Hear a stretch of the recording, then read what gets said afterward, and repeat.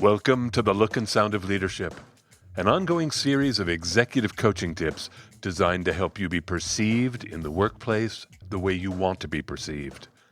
I'm Tom Henschel, your executive coach, and today we're talking about leading when ego at the top is unchecked. Shankar was never shy during our coaching conversations to talk about his feelings about Peter, his CEO. They'd known each other for years as senior executives in the world of high tech, and had even served together on a senior leadership team. When Peter became CEO at a global tech corporation, he called Shankar and offered him a chief officer position.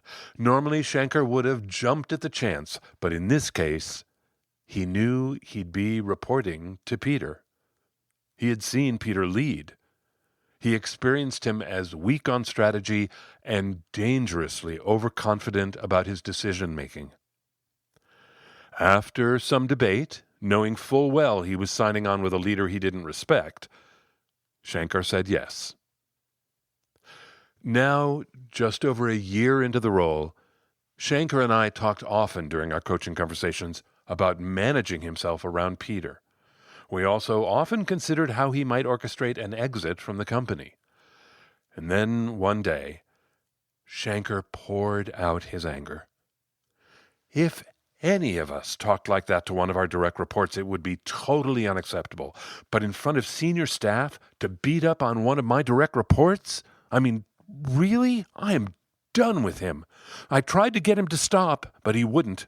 It was like he was some Goliath or something. He was going to do whatever the hell he wanted to do, and whatever the hell we thought about it didn't really mean diddly squat. I don't know if I can take it. I don't do well with bullies and narcissists. Who does? I said. No, I'm serious, Tom. This isn't good. I can feel it. This is way too personal. You've got to help me get back in balance. Balance? What would balance look like here? I asked. Reality, he said. We've talked about it. I need to see him for who he is and stop being angry that he's not who I want him to be. I need to think of him as one more piece on the chessboard. The biggest piece, for sure, but just part of the game. Not so upset. Accept reality. I said, it seems part of your reality at the moment is your anger. You're angry, and it's perfectly understandable. I think you'd be out of balance if you weren't. Are you okay being angry at Peter? Well, not if I can't control it, he answered. Shankar, are you worried your anger's going to make you blurt out something or have some outburst? I don't know. Probably not. But I just can't understand how anyone would do that. And poor Irene, she just went white. And I didn't react nearly fast enough. I am going to be replaying that for months. Oh, I'm sorry, Shankar, truly? Are you prone to worrying? I don't know that about you. I am, he said. Especially when something gets me pissed off like this. I have already lost sleep over this whole thing. Really? I sighed. He gave a dismissive wave. I've been a worrier since high school. Sometimes the worrying helps, but most of the time it doesn't. Like now, which doesn't stop it. I think that's part of why I feel like I'm out of balance. I'd like to be able to turn the worrying off. I nodded and then said, Shankar, I don't know if this will help or not, but can I give you an idea? Sure, he said. No matter whether you worry or don't, no matter whether Peter is a monster or not, you get to choose what kind of leader you want to be in this situation. Control what I can, he said, mostly to himself. I nodded, saying, right. You get to choose how you show up, even in the face of this man you don't respect. How will you show up to him? How will you show up to your team, to senior staff? He leaned back. Sometimes it's hard to remember I have choice. I get so reactive. I agreed, which is 100% normal. You called it. Bullies and narcissists stir us up. He said, you know what I've been asking myself? If I keep my mouth shut and play the good soldier, am I condoning his behavior?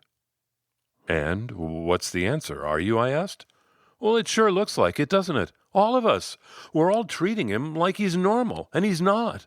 I feel like we're all kids and we have a crazy dad, and we all just want to keep the peace so no one says anything. Is that condoning the behavior or surviving? I asked. Well, it could be both, couldn't it? Can I tell you how I think about that question? I asked. Please, he said. The question is, does being a good soldier mean you approve of his behavior? I don't think so. And here's why. Peter is your boss, and you are his soldier. You're in a professional relationship, not a personal one. His behavior isn't yours to approve or disapprove. It's in your face. You're reacting to an extremely challenging leadership pattern, yes, but I do not see your reaction as collusion. Is that how you see Peter, he asked? His egotism is part of a pattern? Well, don't you, I asked. I mean, you've been at the senior level a long time now. Is egotism a pattern you've seen before? He gave a quick snort. I suppose. And how's it been? I asked. It's funny, it makes me think of this guy, VJ. He was department head, and the department was having all kinds of problems, and everyone knew the real problem was VJ, except VJ. I used to get so angry. It would eat me up. And what finally calmed me down was when I shifted my thinking from he's the problem to thinking, where's my leverage? I just made it about the business. Figure out what matters to him and pay attention to that. That was a good shift for me. Are you hearing yourself, Shankar? Would that shift apply here, I asked? Yeah, absolutely, yes. Good, yeah, thanks. Where's my leverage? And pay attention to what he cares about. Yes, those would help with Peter. I asked, would you ever talk to Peter about what's upsetting you? That he's an overconfident egomaniac who sucks at strategy and always has? I don't think so. Do you think I should? Not necessarily, I said, but you could. It depends on how you want to play the game. You could play for success despite him, in which case you wouldn't talk to him about it. Or you could play to influence his impact, in which case you might. He said, I would never have thought you'd suggest I try and change him. Change, I said? No, you're right. Trying to teach him anything will probably not go well. But I do think you could have a conversation with him about the impact he's having. Seriously, he asked? What would that even sound like? Make it a business case, I said. Tell him you think the company is missing out on, I don't know, speed or retention or growth, and that he could help if he would, again, I don't know, encourage your team or manage his calendar differently, whatever. But you get my point. Talk about the impact as a business issue. It feels like a big risk with him, he said, but maybe not. It certainly would be different from any conversation I've ever had with him before. I said, I understand it's a risk. I want to say from my experience, I have talked with leaders, one in particular, who was completely aware of the impact he was having on people. He knew it was happening, and he didn't know how to stop it. He was glad to be able to talk about it with someone. But I'm not a coach, he said. I don't see Peter opening up to me about anything personal. Well, trust your instincts, Shankar. You know what I think about, he asked? What? About me having the same blind spot. These jobs make you feel entitled. We work our asses off and we sacrifice a lot, but we get a lot of perks. And it's easy to feel like it's your due, that the company owes you. I'm responsible for almost 7,000 people. There are times I feel I'm owed some gratitude for the weight I carry around here every day. And I'm sure Peter's got it 100 times worse. But look what that's created. He's out of touch and doesn't know it. I shook my head. It sounds so hard. Yeah, he said. But the problem is that ego gets rewarded at this level. I'm not saying I like it, and I don't want it for myself, but it takes a big ego to play at this level. So with Peter, I have to remember, we're all just doing our best. He's just another piece on the chessboard. Shankar wrestled with his feelings about Peter every time we talked. By the time the coaching ended, He found more ways to show up the way he wanted to, which pushed him a long way towards the look and sound of leadership. There is a study that says CEOs are 3 times more likely to display narcissistic tendencies than the population at large. 3 times more likely. I believe it. My observation is that CEOs feel the weight of their responsibilities.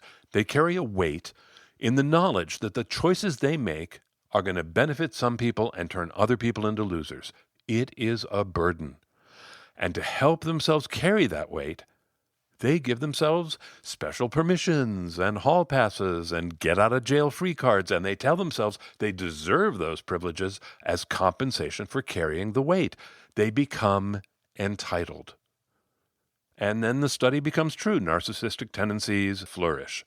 What that means for the rest of us, unfortunately, is that more and more of us are reporting to bosses who have those narcissistic tendencies. And it doesn't have to be in a giant corporation like Shankar and Peter were. It can be anywhere. If you have one of those bosses, I am so sorry. Having a boss like that can be misery. My purpose in this episode was to give you tools to use if you're dealing with a boss whose ego is unchecked. So I hope you'll go back. In my conversation with Shankar, you heard about reality, reactivity, worry, collusion, upward feedback, the fact that ego is rewarded. There were a lot of ideas there. I would love to unpack them all, but I'm going to reduce it all down to 2 questions. 2 questions and 1 story. All with the hope that these questions and that story can help when you're dealing with an unchecked ego. So let me start by giving you a picture of people with unchecked egos. I want to start with a scale. This scale measures healthy communication. I first saw the scale in Crucial Conversations. Great book. Link is in the show notes. In Crucial Conversations, they propose that communication becomes healthy when it's balanced with 2 elements, confidence and humility. That's the scale. Confidence on one side, humility on the other. And when communication is healthy, they are both present in equal weight. Over the years, my experience says that scale works. The leaders who I experience as the most balanced, the most healthy, the most look and sound of leadership, they had both confidence and humility. But when we come to people with unchecked ego, they are all confidence. There is no balancing humility on the other side of the scale. They're out of balance, which is why they upset us. Their unbalanced nature knocks us off balance. And that's when you can use these 2 questions. So these 2 questions are going to help you stay in balance in the face of unchecked ego. One is inward facing and one is outward facing. So the first question, the inward facing question that you can ask yourself, is the reality check Shankar said he needed to remember. Am I seeing the person clearly? Shankar was really angry with Peter. He called him a Goliath and a bully and a narcissist, and Shankar was in the middle of his reaction at that point. Was he seeing Peter clearly? Probably not. What helped him quiet the storm was the question, a rational question. And when I ask it of myself, it makes me look at my own reactions. It is an inward-facing question. If you're feeling stirred up by someone with unchecked ego, and if you would like to calm yourself down, ask yourself, am I seeing the person clearly? Can I accept that their behavior is not connected to how I think people are supposed to treat each other? Can I separate myself? Can I see the other person as separate? Or am I seeing them as someone who violated my rules? Am I taking all this very personally? Step back. Ask. Am I being realistic about who this person is? That's question number 1. Inward-facing question, and it's kind of an intervention when you're having a reaction. And by the way, reactions are normal. You should be having reactions. This is how to intervene. Before question number 2, I want to do a quick side note about having reactions in the workplace. I urge you to think carefully about sharing your reactions openly at work. I am not saying you shouldn't have opinions, and I am not saying you shouldn't display emotion. I am saying don't let your reactions drive your actions at work. Be intentional. Be politically savvy. And by the way, sorry for the log roll, there are 2 episodes about leading with political savvy. A lot of you have told me they were really helpful. I'm glad. The ideas in those 2 episodes about being politically savvy might help when dealing with unchecked ego. The links are in the show notes. Okay, now question 2. Question 2 is an outward-facing question that is going to help you stay in balance in the face of unchecked ego. And again, you heard it in the episode. It is the question, how do I want to show up? So in the episode, I asked Shankar, how did he want to show up to Peter? How did he want to show up to his team? How did he want to show up to his peers? One way he decided to show up was to do what he said, pay attention to what was important to Peter and give it to him if he could. That was how Shankar showed up intentionally. And by the way, it built trust with Peter, which gave Shankar some leverage. But how will you show up? What will you pay attention to, for example? Are you going to pay attention to what's best for the business, what's best for the customers, what's best for that boss, best for the employees, the investors, your values? I mean, you have lots of choice. Each one is a possible way you could show up. Ask yourself, if I were going to display the look and sound of leadership, how would I show up? I hope you hear it's a very outward-facing question. I want to end with a story about a leader who had to change how she showed up, and I will, right after this month's gratitude. This month, more gratitude to my team.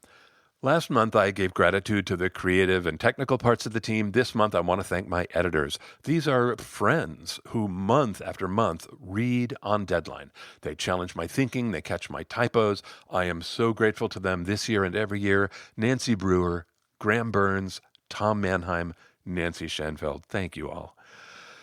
I'm grateful to you for your emails. You share stories with me, and often they are success stories. They're exciting to read, but no matter what, I'm always grateful to read them. Thank you for your emails. I'm grateful to folks who reach out to talk about coaching. I am honored and grateful. You know, I haven't said it in a while, but years ago, I started a program for the listeners called Private Coaching. I didn't want the only people getting coaching to be senior executives, so I created this program. If you are curious about coaching, the link is in the show notes. I'd be grateful to hear from you. And as ever, to the people who leave reviews, I always just feel that every review is a little inflatable bubble under us, holding us afloat. So thank you. I am so grateful this month to, from Canada, Zazun, and a fellow coach here in the U.S., Jorge Alzate. Thank you. Thank you for all your reviews. Okay, a story about how you show up. You heard Shankar talk about chess pieces on the chessboard. I want to tell you a story about a leader whose reactions had thrown her way off balance, and how that chess metaphor helped her show up the way she wanted to show up. Her name was Shelley. Shelley led a big international team, and she was fiercely loyal to them. So she was devastated when she found out one day that one of her direct reports, a guy named Alan, had filed a complaint about her with HR. And then to make just a really horrible situation even worse, the HR person who delivered the news just delivered it with all the finesse of a wrecking ball. So then there were just heated words, there were tears. It did not go well for anybody.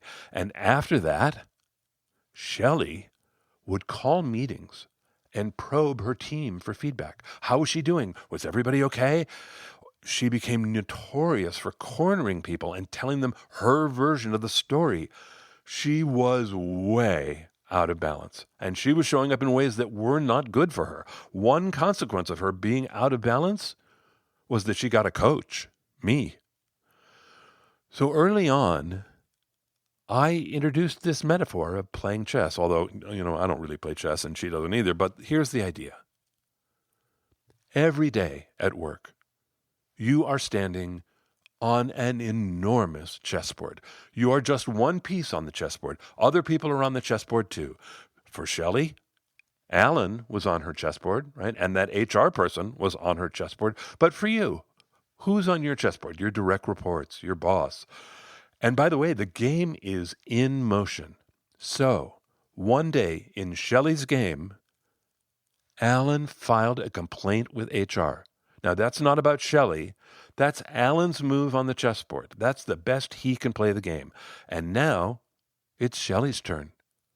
How does she want to play the game? How does she want to show up?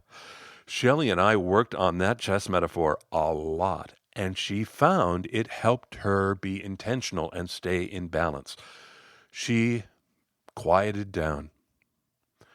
Now fast forward, it's about a year after my coaching with Shelley has ended. She and I hop on a call just to catch up, and it was clear right away she was upset about something. And she told me that just the day before, her boss had announced that 3 of the countries that report to her, 3 of them were now going to report to him.